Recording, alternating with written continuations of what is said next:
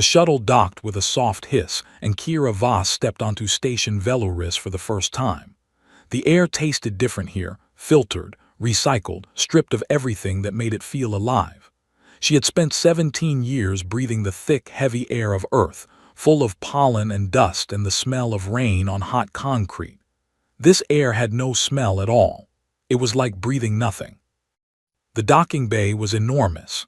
Curved walls of pale metal stretched upward into a ceiling that glowed with soft blue light.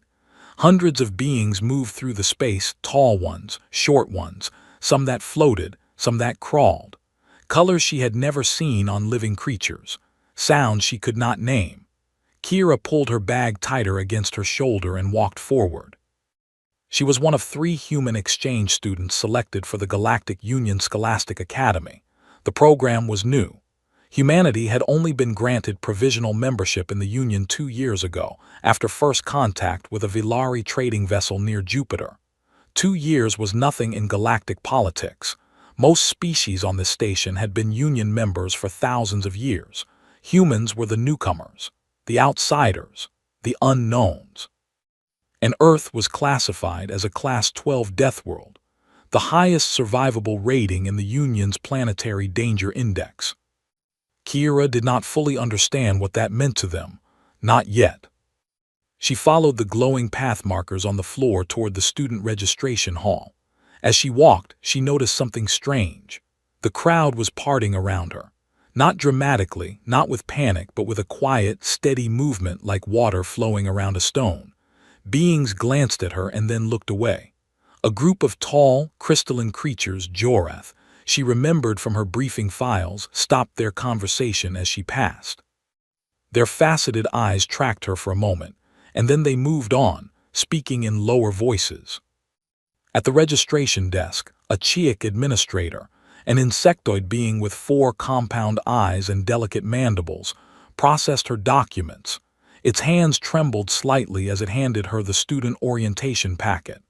"Welcome to the Academy," it said, its translator producing flat, emotionless words. "Please review the enclosed materials carefully." Kira thanked it with a smile. The Chiic flinched. She did not understand why. On Earth, a smile meant warmth, friendliness, welcome. Here, in a galaxy where most species had evolved as prey animals on gentle, temperate worlds, baring your teeth was something predators did before they killed you. She found her dormitory room small, clean, empty. A single window looked out into the vastness of space. She unpacked her things and sat on the bed and read through the orientation packet. Most of it was standard, class schedules, campus maps, dining hall hours. But tucked between the pages was an additional document that the other students had not received. It was titled Behavioral Restraint Agreement for Class 9, and above Deathworld Species. Kira read it slowly. She was required to submit to regular psychological evaluations. She was prohibited from engaging in sudden or rapid physical movements in shared spaces. She was required to announce her presence when entering a room with fewer than 10 occupants. She was advised to avoid predatory vocalizations, which included laughing loudly, speaking sharply, or sighing with force. She signed it. She had promised her father she would. Her father, retired from the United Nations Diplomatic Corps, had held her hands at the spaceport on Earth and looked into her eyes and said, "You are not just a student out there, Kira. You are an ambassador. Everything you do, they will see as something all humans do. Be patient. Be kind. Show them who we really are." She had nodded and hugged him and tried not to cry. The first week was difficult. In classes, professors seated her at the back of the room. Lab partners refused to work with her. In the dining hall, tables emptied when she sat down. She heard the word Deathworlder, whispered so many times it began to feel like her actual name. She tried everything. She moved slowly. She spoke softly. She kept her hands visible at all times because apparently hidden hands suggested concealed weapons to prey-evolved species. She did not laugh loudly. She did not run. She did not reach for things quickly. She made herself as small and unthreatening as a human being could possibly be. It was not enough. On the fourth day, she was sitting alone in the Academy's garden, a vast indoor space filled with plants from dozens of worlds, when a voice spoke behind her. "Is this seat available?" Kira turned. A Vilari girl stood there, slender, pale blue skin, large dark eyes, 4 arms. But something was different about her. 3 of her arms were long and graceful. The fourth, the upper left, was shorter, thinner, visibly underdeveloped. She held it close to her body as if trying to hide it. "Yes," Kira said carefully, "please." The girl sat down. "My name is Selha. I have seen you in our xenobiology lectures." "I'm Kira." "I know, everyone knows who you are." Selha paused. "I wanted to say that I think it is unfair how they treat you." Kira blinked. In 4 days, this was the first kind thing anyone had said to her. "Thank you, that means a lot." They talked for an hour. Selha explained that she was an outcast too. Her shortened arm was a birth defect, rare among Vilari and deeply stigmatized. In Vilari culture, physical symmetry was considered a sign of spiritual completeness. Her defect marked her as unfinished. Her family had sent her off-world to study partly because they were ashamed. 2 broken creatures on a station full of beings who did not want them. They became friends immediately. Over the following days, Selha showed Kira the hidden corners of the station, quiet observation decks, empty study rooms, maintenance corridors where nobody went, places where Kira could exist without being stared at. In return, Kira told Selha about Earth, about oceans and mountains and thunderstorms, and the way the sky turned orange at sunset. Selha listened with wide eyes, fascinated and terrified in equal measure. But not everyone watched Kira with curiosity. Ravik was the son of a powerful Joreth noble family. Tall, broad, his crystalline body catching the light like a walking chandelier. He moved through the academy like he owned it, because in many ways his family they were among the largest donors. He had a circle of followers, mostly Joreth, who laughed at his jokes and agreed with his opinions and looked the other way when he was cruel. Ravik hated humans, not quietly, not privately, openly and proudly. He called them a gravity-crushed vermin. He said their inclusion in the Union was a political mistake that would be corrected. He said these things loudly in common areas where Kira could hear them. She said nothing. She kept walking. She kept smiling, even though every smile made them flinch. One evening, returning to her dormitory, she passed Ravik and his group in a corridor. They went silent as she approached. She kept her eyes forward and her pace steady. As she passed, Ravik spoke not to her, but loud enough for her to hear. "It does not matter what the council says. Animals do not belong in schools. We just need to remind everyone what it really is." Kira kept walking. Her hands were steady. Her face was calm, but something cold settled in her stomach, and it did not go away for a long time. It started with small things. Kira would return to her dormitory and find her door scratched with words carved deep into the metal in trade script, the common written language of the Union. "Deathworld or filth. Go back to your killing ground. Animals eat in cages, not classrooms." She reported it to the residential coordinator, an elderly Joreth who listened politely, took notes, and did absolutely nothing. Then it moved into her academic life. Lab samples she had spent hours preparing were destroyed overnight. Research files were corrupted. An essay she submitted on comparative planetary evolution, something she had worked on for 2 weeks, was flagged by an anonymous complaint alleging plagiarism. The investigation cleared her, but it cost her 3 days and a late submission penalty that dropped her grade. She knew who was behind it. Everyone knew. Ravik did not even bother to hide it. He would pass her in the corridors the morning after each incident and look at her with those cold, faceted eyes, and there would be something like amusement in them. He was daring her to react. She did not react. Kira went to the Academy's Office of Student Welfare. She sat in a waiting room designed for beings twice her size and filled out complaint forms on a tablet that did not have a human language option. She wrote everything in trade script, carefully, slowly, making sure every word was correct. She filed the forms and was told that an investigation would be conducted. No investigation was ever conducted. The Galactic Union operated under cultural sensitivity laws that had been written by the elder species, the Jorath, the Vilari, the Chiik, and a dozen others who had been part of the Union for millennia. These laws were designed to protect established cultures from disruption. They were not designed to protect a newly admitted species that most of the galaxy still considered barely civilized. Kira had no legal advocacy body on the station, no species representative. No one whose job it was to stand up for her. She was alone in a system that had not been built for her. Selha watched all of this with growing anger. She would sit with Kira in their quiet places, the empty observation deck on level 7, the maintenance corridor behind the water recycling plant, and listen to Kira describe each new incident with a calm, measured voice that made Selha want to scream. "You do not have to accept this," Selha said one evening. They were sitting on the floor of the observation deck, their backs against the cold wall, watching cargo ships drift past the station's outer ring. "There are other ways to fight back. I could help you. I am good with systems. I could find proof, records, something that would force the administration to act." Kira shook her head. "If I fight back, even through official channels in an aggressive way, it changes the story. Right now, I am a student being harassed. The moment I push too hard, I become the dangerous Deathworlder they all think I am. I become the threat. That is not fair." "No, it is not."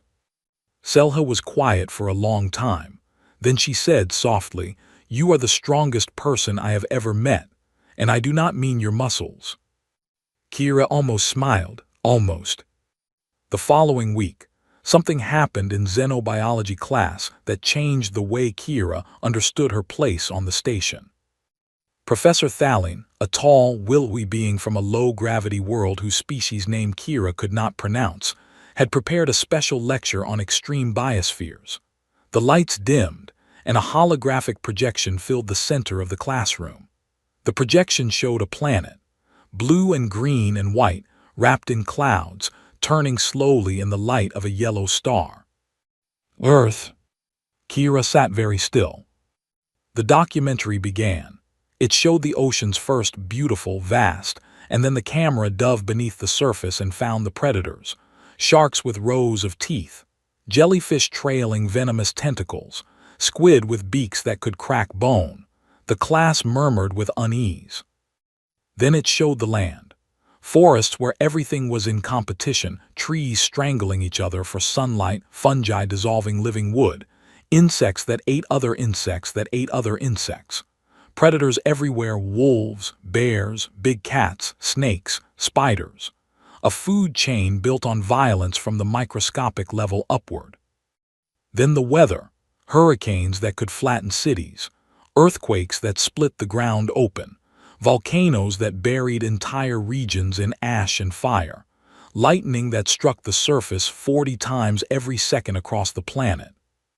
Then the diseases, viruses that could kill millions, bacteria that evolved resistance to medicine, parasites that rewired the brains of their hosts.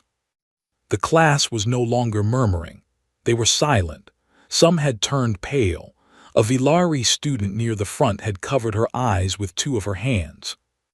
Professor Thalene paused the projection. "This," she said, "is a Class 12 Deathworld, the highest survivable classification. Earth's gravity is nearly double the galactic average. Its atmosphere contains a highly reactive gas, oxygen, at concentrations that would be toxic to 60% of known species. Its biosphere operates on a principle of relentless, universal competition. Every organism on this planet exists because it outfought, outran, or outwitted something that was trying to kill it."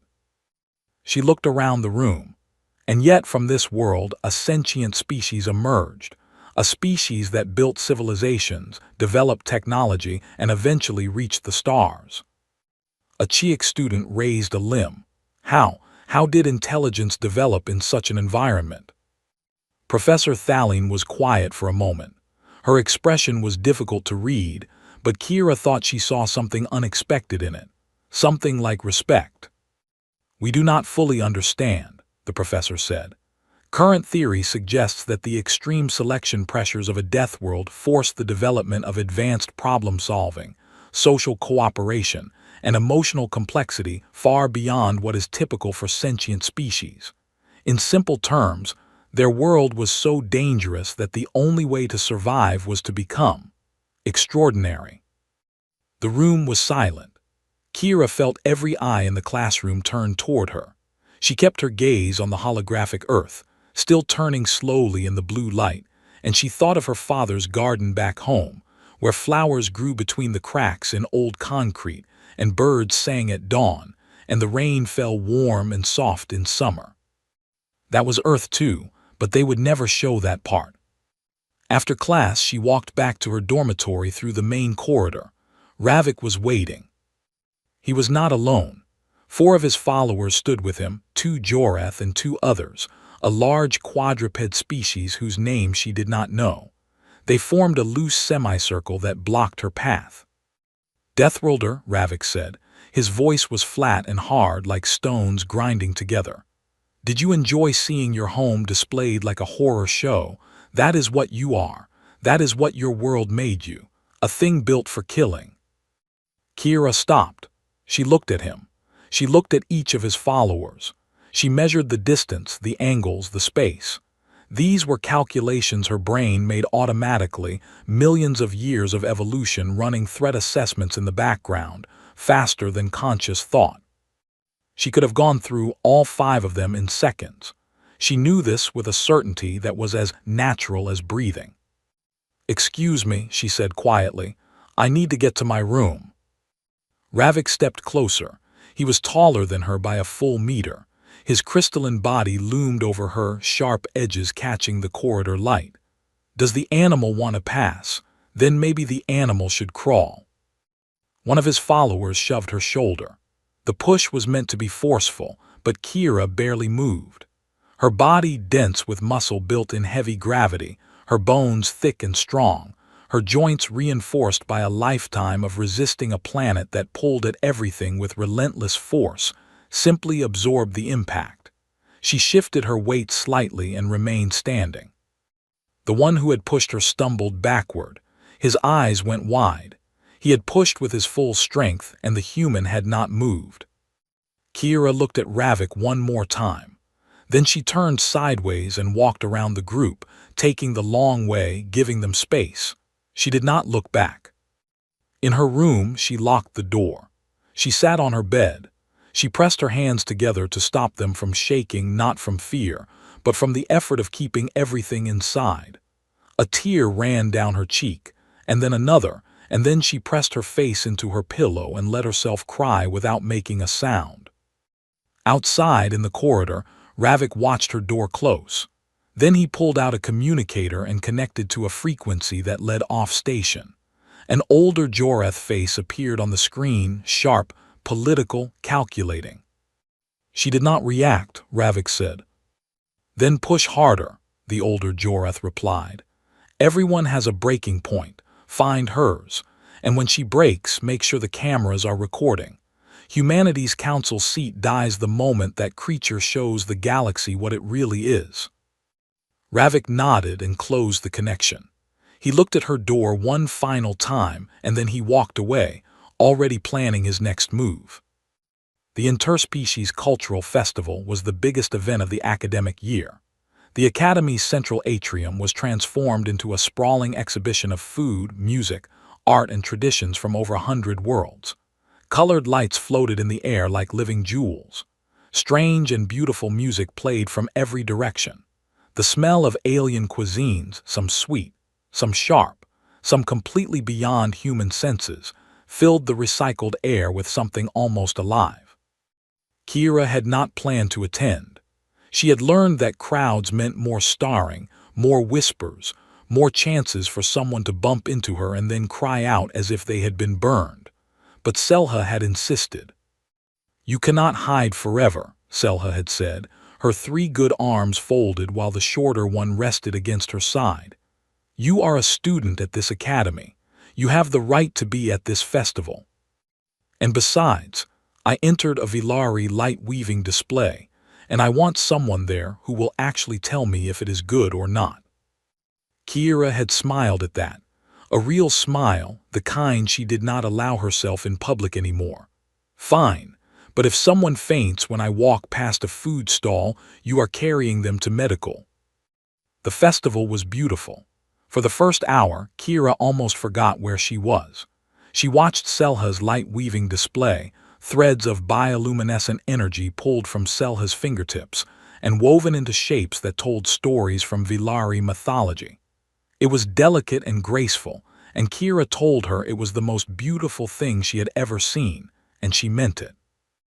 They walked through the exhibition halls together. A Chiic percussion group played rhythms that vibrated in Kira's chest. A species she had never encountered before, small, round, covered in soft golden fur, demonstrated a form of communal painting where 6 artists worked on the same canvas simultaneously, their movements perfectly synchronized. For 1 hour, the galaxy felt like it might actually be wonderful. Then Selha said she needed to return to her display area to pack up her equipment. Kira offered to help, but Selha waved her off. "Go try the Joreth crystal candy. I have heard it is incredible. I will meet you at the North Fountain in 20 minutes. Kira watched her go, weaving through the crowd with her head held high despite the occasional stares at her arm. Then Kira turned and walked toward the food stalls. She never reached them. A corridor branched off from the main atrium, a side passage that led to storage rooms and maintenance access. As Kira passed it, she heard something that stopped her cold. Selha's voice, crying out in pain. Kira turned into the corridor and saw them. Ravik stood in the center of the passage. 3 of his followers flanked him, 2 Joreth and a heavy-set quadruped, and on the ground, curled into a ball, was Selha. One of the Joreth had her by her shortened arm, her vulnerable, sensitive, underdeveloped arm, and was twisting it while the others laughed. "Look at it," Ravik said, his voice carrying that grinding, contemptuous tone. "A defective creature. 4 arms and it cannot even use them all. And this is the best friend the Deathworlder can find, something just as broken and useless as itself." Selha was trying to pull free, but the Joreth holding her was twice her weight. Her bioluminescent blood, pale blue, almost white, was already visible where the rough crystalline grip had cut into her skin. "Let her go," Kira's voice came out steady, quiet, controlled. Every head turned toward her. Ravik's eyes glittered. This was what he had been waiting for. Kira could see it in his posture, the subtle shift, the readiness. His followers adjusted their positions. One of them, she noticed, had something in his hand, a small device, dark metallic, shaped like a cylinder. "The animal speaks," Ravik said. "Come to protect your pet." "Let her go," Kira repeated. She did not move. She did not raise her voice. She kept her hands visible at her sides, open and empty. Ravik nodded to the Joreth holding Selha. The Joreth released her arm and shoved her. Selha hit the floor hard. Her head struck the metal surface and her bioluminescent blood spread in a thin blue line across the white floor. She made a small sound, not a scream, just a soft, hurt exhale, and went still. Something changed in Kira's eyes. The others could not have named it. They had no frame of reference for it. On Earth, every prey animal knew that look. It was the look a predator gave you in the half-second before the world narrowed down to 2 possible outcomes: you ran or you died. But Kira did not move, not yet. The follower with the device raised it and fired.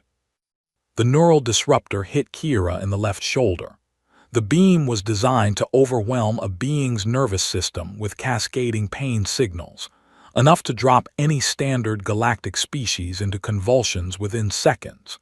It was technically illegal to possess on the station, but Ravik's connections ran deep.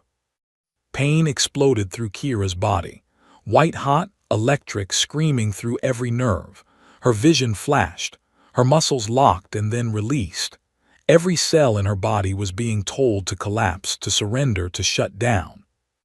But Kira Voss had grown up on Earth. She had broken her arm falling from a tree when she was 7, and had walked a kilometer home before her mother even knew she was hurt. She had been stung by a box jellyfish at 12, and had kept swimming to shore through pain that would have killed a Vilari outright. She had hiked through a thunderstorm at 15, with hail the size of marbles hammering her shoulders, because the trail down the mountain was the only way home. Her nervous system, forged in a world where pain was not an exception but a constant companion, absorbed the disruptor blast the way a deep ocean absorbs a stone. It hurt. It hurt enormously, but pain was an old friend. Pain was something her species had been negotiating with for 300,000 years. She gritted her teeth, she breathed in through her nose, she stayed on her feet. The corridor went silent. The follower who had fired stared at the disruptor in his hand as if it were broken. His species would have been unconscious before hitting the ground. The human was still standing. The human was looking at them. Ravik's confidence flickered, just for a moment. Then he hardened himself and turned to Selha, who was trying to push herself up from the floor, blood still running from the cut on her head. He drew back his foot and kicked her in the side. Selha gasped and collapsed again. Ravik looked directly at Kira. "You see, it cannot even protect its." Kira moved. There was no warning, no tensing of muscles, no shift in stance that their eyes could detect. One moment she was 3 meters away. The next she was there, right in front of Ravik, and her hand was around his wrist. She had crossed the distance in 2 steps that covered 3 meters in less than a second. Legs built for a world with nearly double the gravity they were standing in. Muscles that had spent 17 years fighting a planet for every movement. Fast-twitch fibers firing with a speed that the galactic species could not track with their eyes. Ravik tried to pull free. He could not move. His crystalline body, dense, rigid, twice her mass, was locked in place by a grip that should not have been possible from something her size. His joints creaked. Microfractures appeared in his crystalline wrist plating where her fingers held him. Kira looked up at him. She was shorter by a full meter. She had to tilt her head back to meet his eyes. But in that moment, there was no question about who was in control. "You touch my friend," she said. Her voice was not loud. It was not angry. It was the quietest sound in the corridor, and it was the most terrifying thing any of them had ever heard.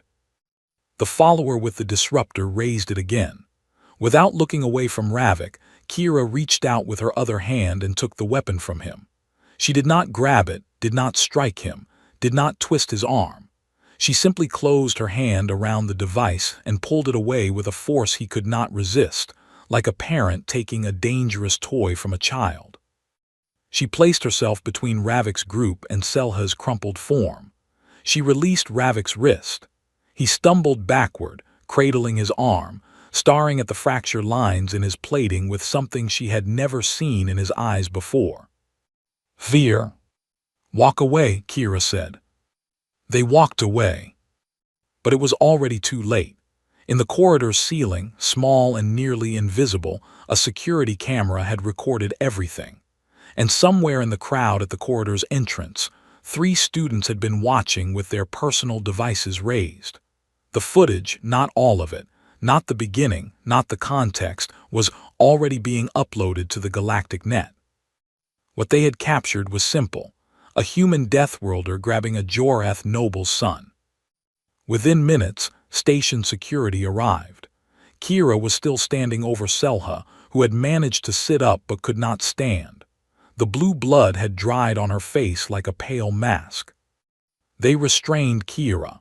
They put energy cuffs on her wrists, designed for beings far stronger than any galactic species, kept on hand specifically for Deathworlders. They led her away. As she was taken past the gathering crowd, she saw Ravik standing with his followers, and she saw the expression on his face. The fear was gone. In its place was a smile, small, sharp, and satisfied. He had gotten exactly what he wanted. The holding cell was cold and white and very quiet. Kira sat on a metal bench with her hands between her knees and stared at the wall. The energy cuffs had been removed once she was inside, but she could still feel their weight, not on her wrists, but somewhere deeper, pressing down on her chest. She had failed. Everything her father had asked her to do, everything she had promised herself.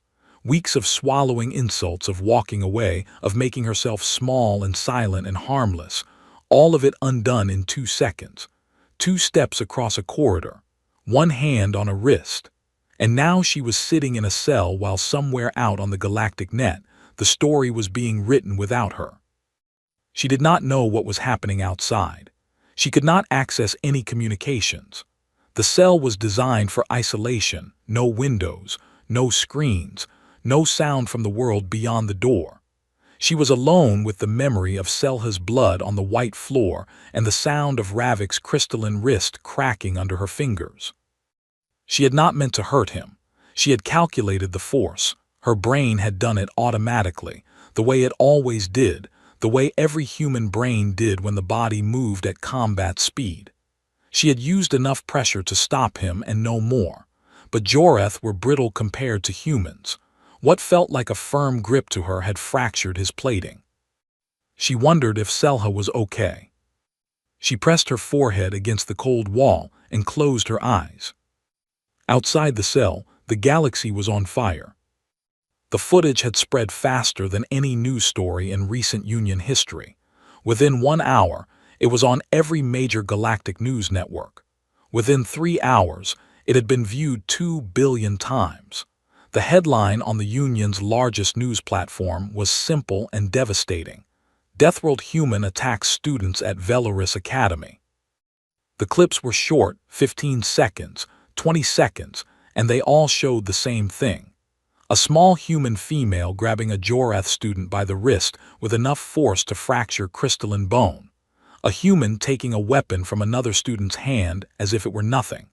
A human standing over a wounded Vilari, radiating something that the commentators called predatory territorial aggression. None of the clips showed what had come before. The weeks of harassment, the vandalism, the slurs, the kicked body of a defenseless girl on the floor, the neural disruptor blast that should have dropped Kira like a stone. None of that existed in the version of events that the galaxy was consuming. Anti-human sentiment exploded. On Station Velaris, a group of students organized a protest outside the Academy's main entrance, demanding the expulsion of all human exchange students. On 3 other Union stations, similar protests formed within hours. A Joreth political commentator went on the Galactic Net's most-watched news program and said, "This is exactly what we warned the Council about. You cannot domesticate a Deathworld species. You can only contain it." Formal charges were filed against Kira within 6 hours. Aggravated assault by a Deathworld species, a specific crime category under Union law, carrying penalties 3 times heavier than the same offense committed by a standard species. The laws had been written centuries ago, during a time when the Union was expanding into regions of space populated by dangerous, presentient Deathworld organisms. They had never been updated. They had never needed to be, until now.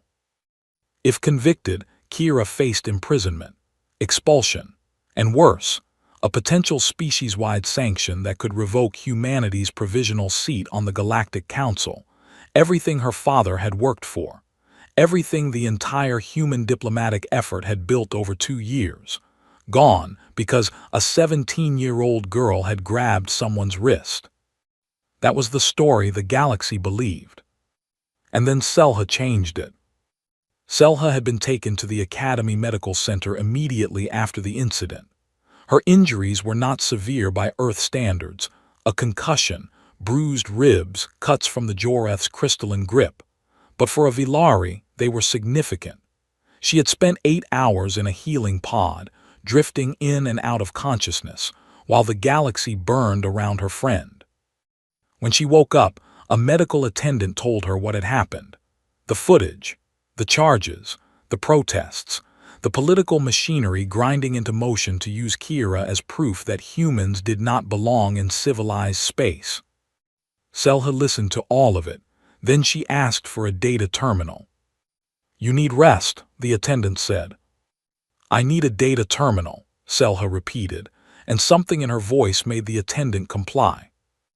What no one at the academy understood, what no one had ever thought to investigate, was why Selha's shortened arm was different from a normal Vilari limb.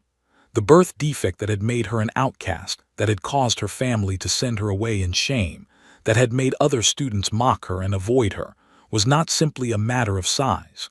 Her shortened arm had developed differently at a cellular level. The neural pathways were denser. The bioelectric channels were more concentrated. Where a normal Vilari arm could generate light for decoration and communication, Selha's arm could interface directly with electronic systems. She had discovered this when she was 12. She had told no one. On a station built entirely on interconnected digital systems, it was the most powerful secret a person could hold. Selha connected her shortened arm to the data terminal.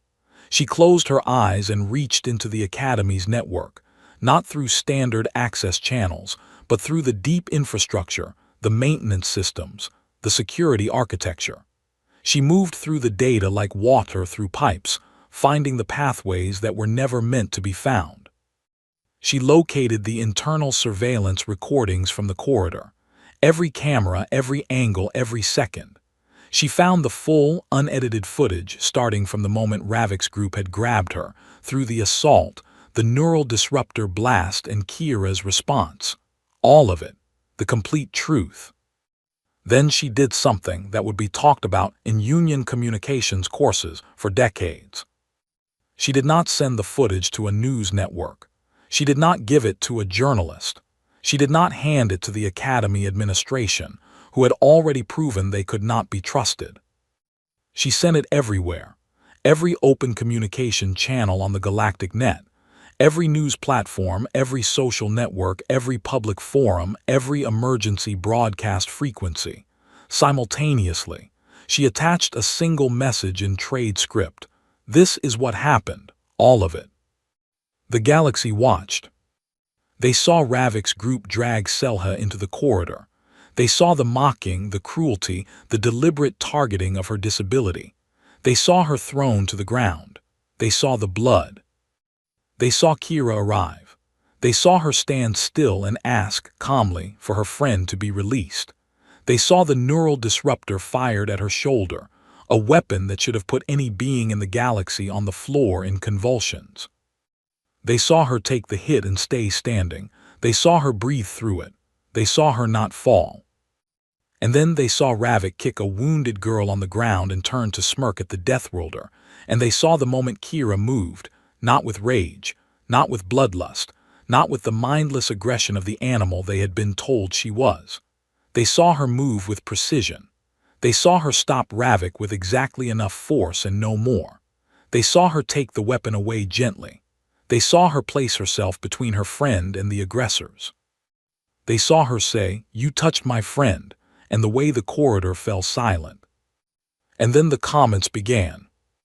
Billions of them, in 100 languages, from 1,000 worlds. They said many things, but the most common, the one that echoed across every platform and every species, was a question no one had ever thought to ask. What kind of being absorbs that much pain and then chooses not to hurt anyone? The political machinery that had been grinding toward Kira's destruction stuttered and jammed. The Union Council, which had been preparing to discuss emergency sanctions against humanity, paused. The Academy administration, which had been drafting expulsion documents, stopped. Because the galaxy was no longer looking at a dangerous animal. They were looking at a 17-year-old girl who had been beaten and electrocuted and mocked for weeks, who had every ability to destroy the people hurting her, and who had chosen, deliberately, consciously, at enormous personal cost, to be merciful. 3 days after the footage went viral, Kira's father arrived on Station Veluris. He came with a small delegation from Earth's diplomatic corps. 4 people, no security detail, no weapons, no threats. He walked through the station's corridors with the same steady, unhurried pace his daughter walked with, and he sat down across from the Academy's chancellor in a room that suddenly felt very small.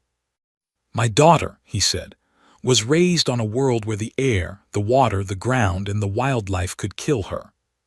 She learned to survive before she learned to read. She learned to control the strength her world gave her before she learned to write her name. And when your students attacked her, when they shot her with a weapon and beat her friend in front of her, she chose mercy." He leaned forward slightly.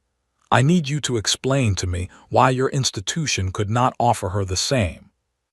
The chancellor opened his mouth, then he closed it, then he opened it again. He had no answer. The charges against Kira Voss were dropped on a Tuesday. She was sitting in the holding cell when the door opened and a Union legal officer, a tall, thin being with silver skin and 6 fingers on each hand, stepped inside and told her she was free.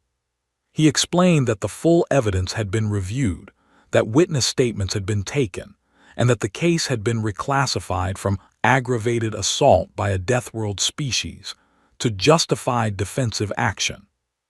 He spoke in the formal, clipped tone of someone reading from a legal document, but his eyes kept drifting to Kira's face, with something she had never seen directed at her on the station. "Respect." She walked out of the holding area and into a corridor filled with light. Selha was waiting for her.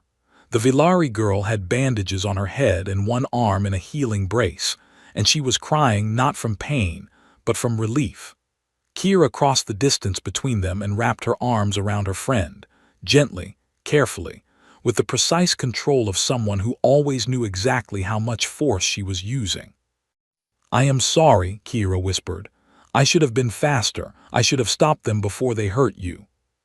Selha pulled back and looked at her with those large dark eyes. "You saved me. That is all that matters." They walked out of the security wing together. The station had changed. Kira could feel it in the air, in the way people moved around her. It was not that the fear was gone. Fear built over centuries did not disappear in a week. But something else was there now, sitting alongside the fear, reshaping it. She passed a group of Chiik students in the corridor, and one of them, young, nervous, its mandibles clicking rapidly, stepped forward and said, "I watched the full footage. I wanted to say, I am glad you are okay." Kira stopped. She had been preparing to keep walking, to keep her head down, to keep being invisible. But the Chiik was looking at her with genuine warmth, and she realized she did not have to hide right now. "Thank you," she said. "That means more than you know."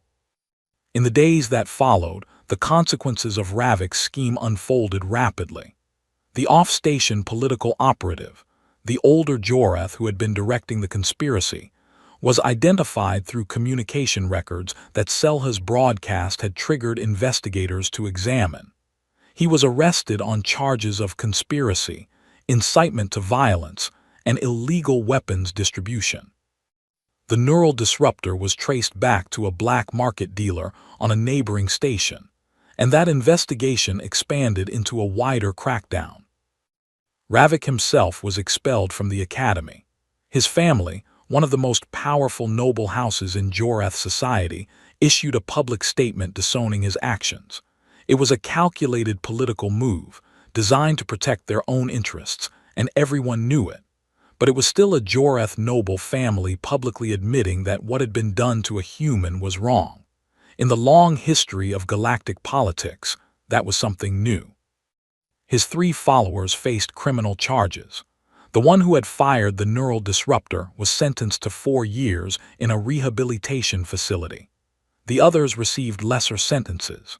The Academy's residential coordinator, the elderly Jorath who had received Kira's complaints and done nothing, was quietly removed from his position. But the larger changes were the ones that mattered. The Galactic Union Council opened a formal inquiry into systemic discrimination against Deathworld species in educational and public institutions. It was the first inquiry of its kind. For centuries, the laws governing Deathworld species had existed in a quiet corner of Union Code, unchallenged, because no Deathworld species had ever been advanced enough to question them. Humanity had changed that. The laws that tripled penalties for violent acts committed by Class 9 and above species were challenged for the first time in Union history. A coalition of 37 species, including, remarkably, several Joreth progressive factions, co-sponsored a resolution to review and reform the entire Deathworld legal framework. The resolution did not pass immediately. These things never did. But it was introduced and debated and taken seriously, and that was a beginning. Kira returned to classes. The atmosphere was different, not transformed. She was not naive enough to believe that centuries of prejudice could be erased by a single viral moment, but cracked. Something had broken open, and light was getting through. Students who had avoided her for weeks now approached cautiously. A young Joreth, not connected to Ravik, horrified by what had been done in his species' name, asked if he could sit with Kira and Selha at lunch. His name was Torek, and his hands shook when he introduced himself, but he sat down anyway, and they talked about crystalline geology for an hour.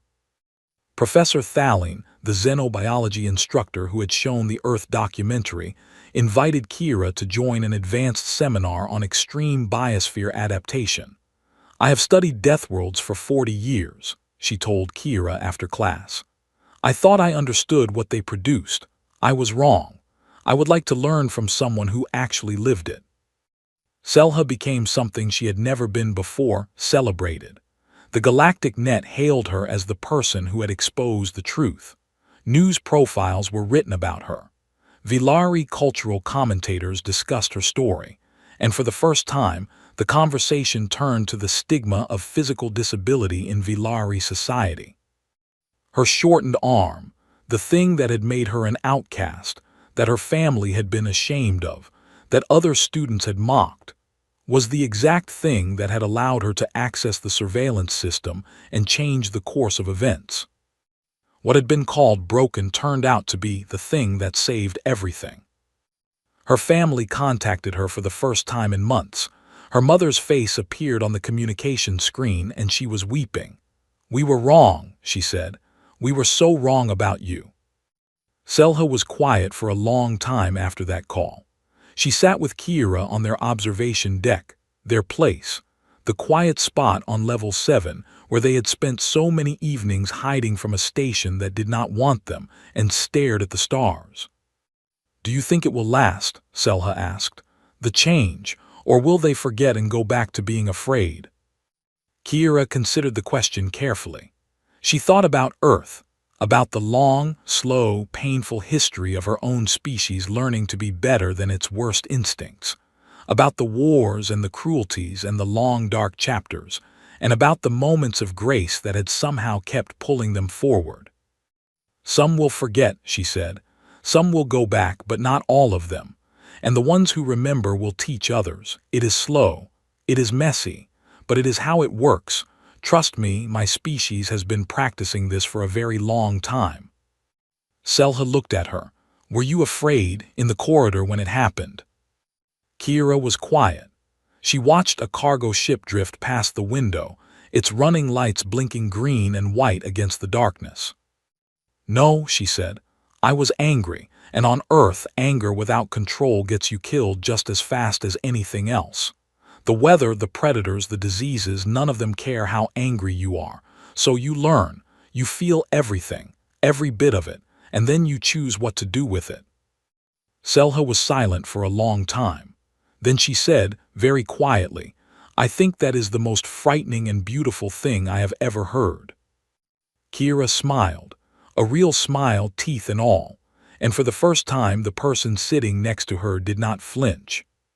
6 months later, the Galactic Net's most-watched educational documentary series released a new episode. It was not like the one that had been shown in Professor Thalene's class. It did not focus on the storms, the predators, the earthquakes, or the violence. Instead, it opened with a shot of a sunrise over an ocean, golden light spreading across water that stretched to the horizon, waves rolling gently onto a beach where small creatures left trails in the sand. It showed a mother holding a newborn child. It showed children laughing in a schoolyard. It showed an old man planting a tree he would never see fully grown. It showed a species that had been forged in the most hostile environment in known space and had somehow come out the other side with the ability to love, to hope, to forgive, and to reach across the vast emptiness of space with an open hand. The episode was titled Earth, the World That Breeds Mercy. The final shot was simple: a girl with brown hair walking through a crowded corridor on a space station, a four-armed friend at her side, surrounded by beings from 100 different worlds. Some still watched her with fear. Some watched with curiosity. Some watched with something new, something that might, with time and patience, become understanding. The narrator spoke the final words over that image, and when the episode aired, 11 billion beings heard them at the same time. We spent centuries asking how anything could survive a death world. We never thought to ask what it would become. The answer, it turns out, is stronger than we ever feared and kinder than we ever deserved. The screen went dark. Across the galaxy, the silence that followed was not the silence of fear. It was the silence of a world beginning to shift.